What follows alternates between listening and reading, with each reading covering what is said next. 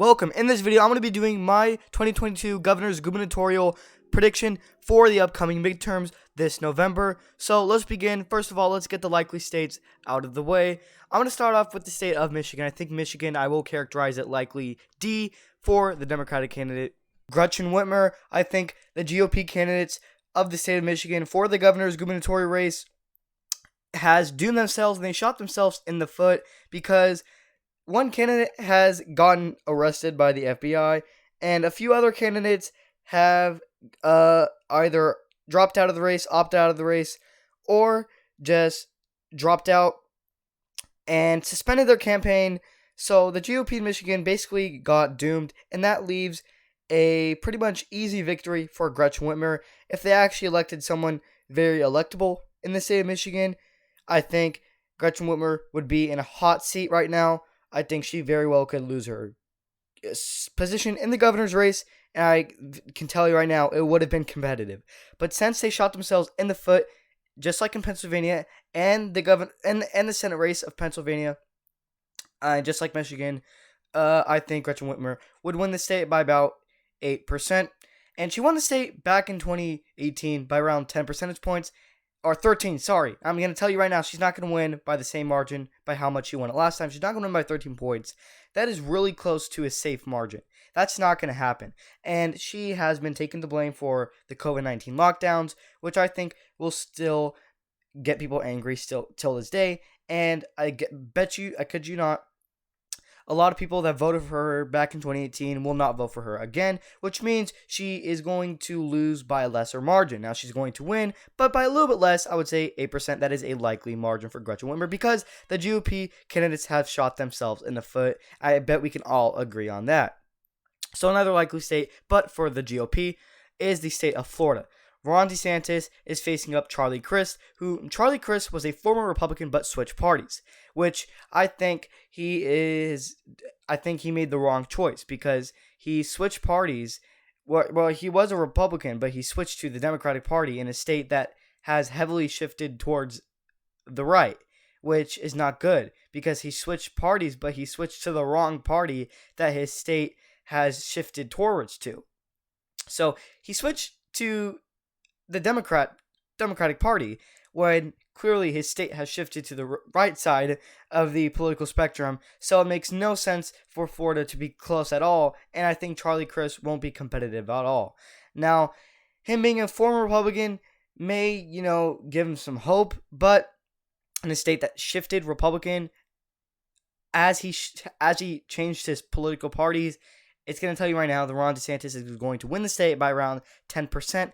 10 percentage points is a likely margin, so I'm going to characterize Florida likely for Ron DeSantis. He's the incumbent. He's going to win it. It won't be competitive. I don't really expect it to at all. And Charlie Crist is a betrayer to the Republican Party, and I think a lot of Republicans can agree on that. So we got the likely states out of the way. Now we're going to be moving on to the lean states. I'm going to characterize Minnesota as a lean Democratic state. The current governor of Minnesota is polling very badly right now. I'm not saying he's polling by 1%, 2%, 3%. He's polling, not the worst, but it is not numbers that they want to be seeing. Now it is a red wave, so it kind of makes sense. He's been polling by about I'm gonna give him the win by about 5 percentage points. That is considered a lean margin. When we're talking about margins, I think he was polling actually by 2%. Yeah, 2%, sorry. He is polling about 2% and 3% according to 538.com, which is not good signs for the Democrats in Minnesota. And I think it is going to be very competitive, more competitive than what some Democrats expect. I think he is on the hot seat. He is on verge of the hot seat from Minnesota. I think it depends if the Republicans elected a very good candidate to go up against him or not, the Democratic incumbent. If they didn't, then I think he is going to win by about 5 percentage points. And I just think it is going to his seat will be very contested. I think Minnesota will be highly contested, more than some people think. And yeah, I think in a red wave year, Minnesota will definitely be close. But at the end of the day, I think he's going to win just because, it's Minnesota. It being a swing state, it's a Democratic swing state. There's a lot of swing states that are Republican swing states. For example, Ohio is a Republican swing state. Iowa is a Republican swing state. But you also have Democratic swing states. For example, Colorado is a Democratic swing state. So it kind of makes sense. Minnesota is another Democratic swing state. Not saying a Republican can't win there. They definitely can. Even in a red wave year, I'm going to slightly trust the Democratic Party to barely win this race. So another lean state, but for the GOP, is going to be the state of Arizona. I am very optimistic for Kari Lake, the Republican candidate, who is replacing Doug Ducey, because Doug Ducey has served his terms. He cannot run anymore. So I think Kari Lake is going to defeat Katie Hobbs, her Democratic opponent, and none of them are incumbents, by the way. Just like I said, Doug Ducey has finished his term. They're a former Republican, and he won last time by 15 percentage points, which can indicate and tell you that if he won the Republican by 15 percentage points back in 2018, then another Republican in Kari Lake is definitely going to win, but not by 15%. Not any means by 15. I'm not saying by 15%. Doug Ducey is not Kari Lake at all. He brings more to the table when it comes to the GOP from Arizona. But not saying that Kari Lake won't win. I think she's going to. But would she put up the numbers that Doug Ducey did by 15 percentage points? That is considered a safe margin. No, she's not going to win by that much, I can tell you right now. But she is going to win. I think Katie Hobbs is actually polling very good right now. But do you trust the polls at this point? I'm not really sure. I think a lot of people don't trust the polls, especially indicating that a lot of these polls are saying the Democrat is going to defeat, Kari Lake by 5%, 6%, maybe some have her 4%. The last time I checked on 538. That's just unrealistic. If she were to win, it would be by literally 1%. Trust the polls or not, whatever you like it is a red wave year in Arizona, knowing that it is a Republican swing state, even though it voted for Joe Biden back in 2020. But regards to that, it only went to him by 0.4% or 0.3%. That is less than 1%. That is only a couple thousand votes. So, excuse me, Arizona, tell me if I'm wrong, has more registered Republican voters. So, I think she's going to win. I think Kari Lake is going to defeat Katie Hobbs by 3 percentage points. 2 to 3%, I think, is more accurate, which is a lean margin. And now, another lean state is going another lean. Oh, sorry, I didn't characterize Michigan. I meant to put that in likely. Sorry, I didn't fill that in yet. So another lean state for the Democratic Party is going to be the state of Maine. I think that Paige Lee. I think it's Paige Lee, not Lee Page. Or Lee Page, actually. The Republican won't bring a lot to the table in the state of Maine. I think it can very well be contested. I think it won't be it won't be the top, one of the top races. I think it won't be that competitive at all. Even though I do think it will be somewhat competitive. But somewhat competitive is way different than hotly contested and way more competitive. So I think the Democrat is going to win with a lean margin. I'm going to say they're going to win by about 4 percentage points, 4%, 4 points for the Democrat here. And now we are, I think, one lean state for the GOP, the last and final lean states. After this state, it is going to be all tilt. I think Georgia, Brian Kemp is going to defeat Stacey Abrams by about 5 percentage points. 5% is the margin for me. 5 points for Brian Kemp. He's going to defeat Stacey Abrams. Stacey Abrams ran back in 2018 to try to defeat. This is a rematch, by the way. This is a rematch from 2018. Stacey Abrams lost to Brian Kemp. Brian Kemp back in 2018 beat her by about 2 percentage points. 2 points. Now, considering that wasn't the biggest red wave year at all, it wasn't a red wave year, nor it wasn't a Democratic wave year at all. Considering that this should be a wave year, yes, I think he's going to defeat Stacey Abrams by a little bit more than 2%. I'm going to say 4%. I'm going to say 4%, 4 to 5% for Brian Kemp. That is a lean margin. I'm going to characterize Georgia lean Republican, and they outnumber Democratic registered voters by about 200,000. So, with that being said, all Republicans need in Georgia is higher turnout. If they can get that, they can win both in the Senate and the governor's race. I mean, it's that simple. So, considering that Republicans have more hype here, I doubt Democrats will have more turnout than them. So it kind of makes sense that Brian Kemp should be the winner. Those polls a couple months ago, 2 months back, has the Republican contender Joe Lombardo up by 3 percentage points, 2 points, and a month ago it had him up by 1 point. Now it has the Democrat incumbent governor Steve Sisolak up by 2 percentage points, 2.1 to be exact, according to 538, the latest polls. Now it's been going back and forth. It literally had, the last time I checked a couple months ago, it had the Republican winning by 3%. Now, if you take a look at now, it has a Democrat winning by 2%. So I expect it to go back and forth, and I expect the polling to be close because it has been close. And polling just a while ago, not too long ago, had the Republican winning, and now it has a Democrat winning. But both, but not that much. So I think Nevada will be one of the closest states in the governor's gubernatorial race for the 2022 midterms this come November. I think Nevada is going to be one of the hotly contested ones. I think, all of that good stuff. So I think Steve Sisolak is barely going to edge out the victory with a tilt margin. I'm going to say he's going to win by about 1 to 2 percentage points. That is a very, very slim margin. I think he's going to win by about 10,000 votes.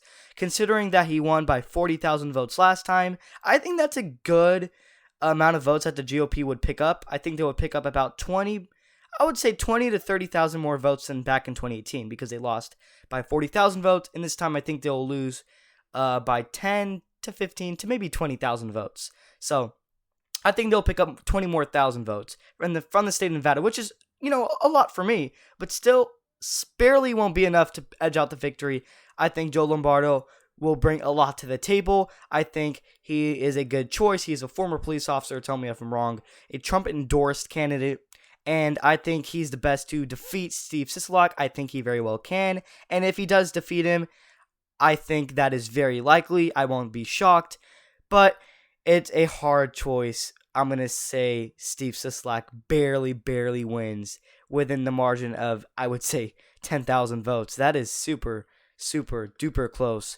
And don't get me wrong, Joe Lombardo, the Republican, had leads a couple months ago, not too long ago from polls. So, polls usually underestimate Republicans. So Joe Lombardo having leads according to polls, while polls do underestimate Republicans, would tell you that they would win by, more than 3%.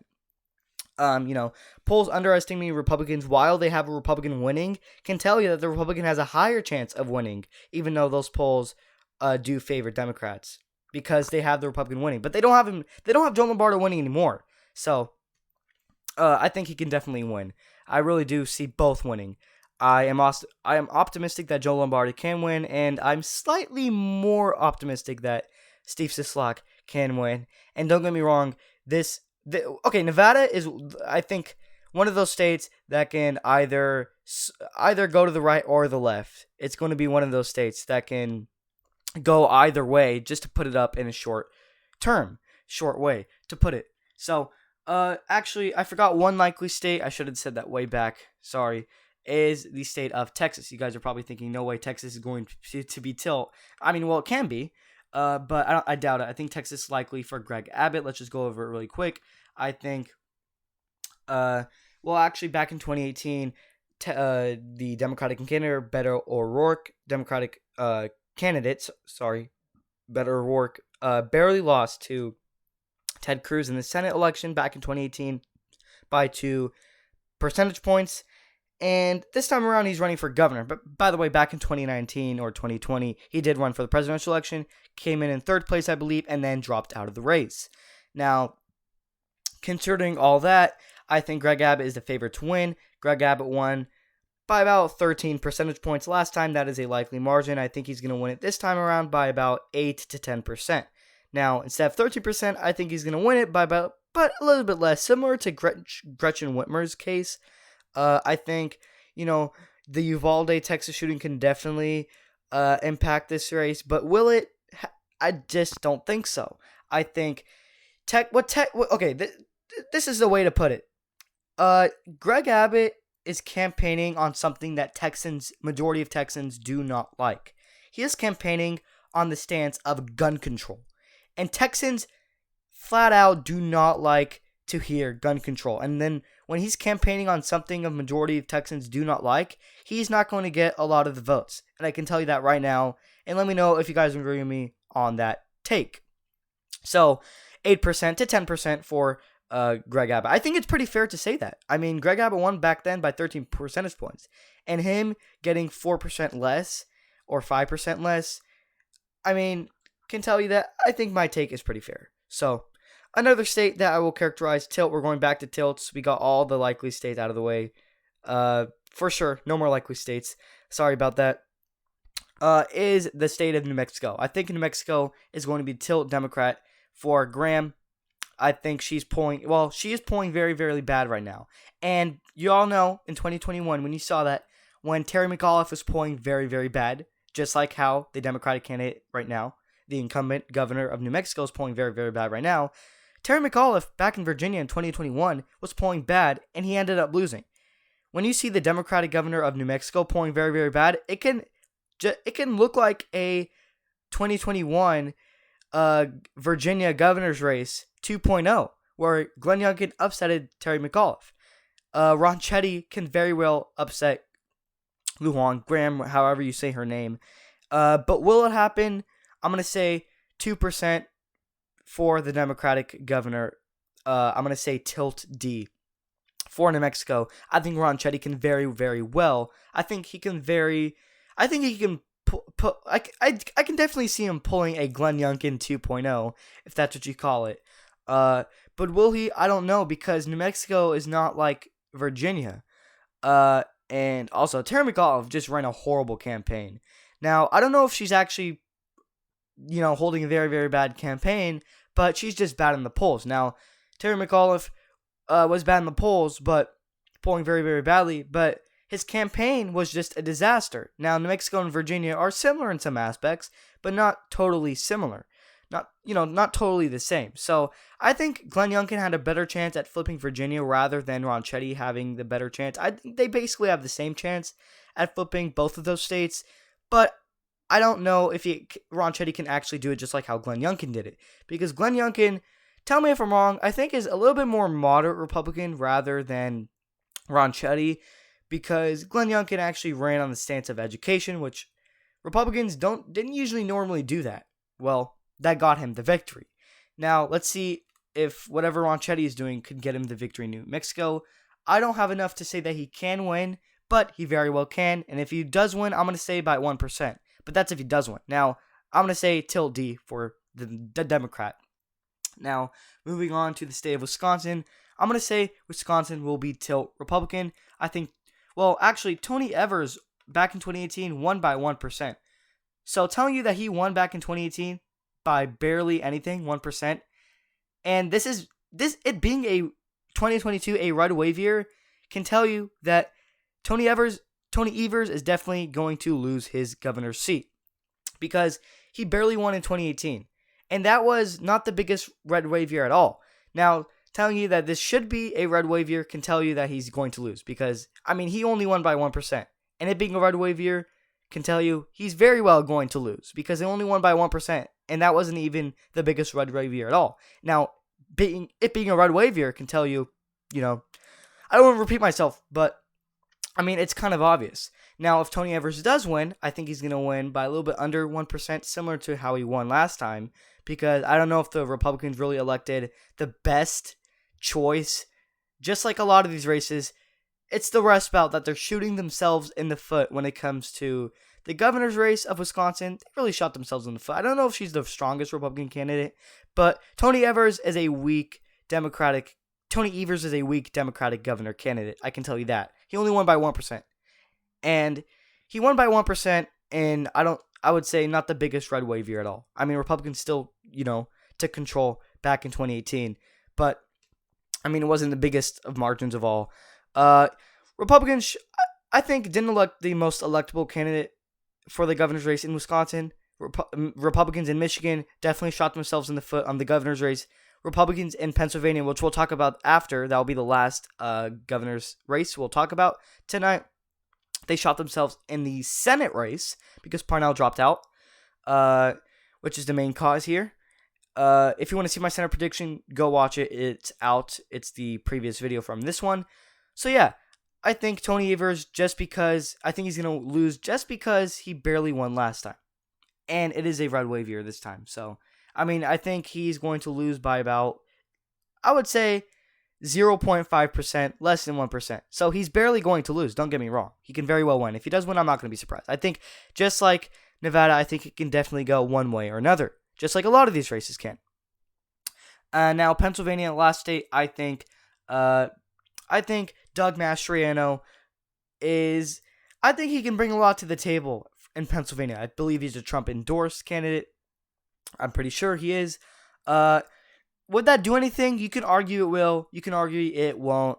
I'm going to leave that for you guys to decide in the comment section down below. Do you think Trump, Doug Mastriano being endorsed by President Trump, I'm pretty sure he is, if he is, do you think that would impact anything? Let me know in the comment section down below. I'm going to say Pennsylvania is tilt D. I think Doug Mastriano is barely going to take the defeat. I think he's going to lose by 2 percentage points. I think it's going to be tilt Dem. 2% for the Democrat. And there you guys go. This is my 2022 governor's gubernatorial prediction for the upcoming midterms this November. So there will be a total of 28 Republican governors across the U.S. and a total of a total of 22 Democratic governors across the United States. So there will be more Republican governors this come November than Democratic governors. They will outweigh the Democratic governors. And if you guys agree with me in the comment section down below, 28 governors for the GOP and 22 governors for the Democrats. And goodbye, everybody.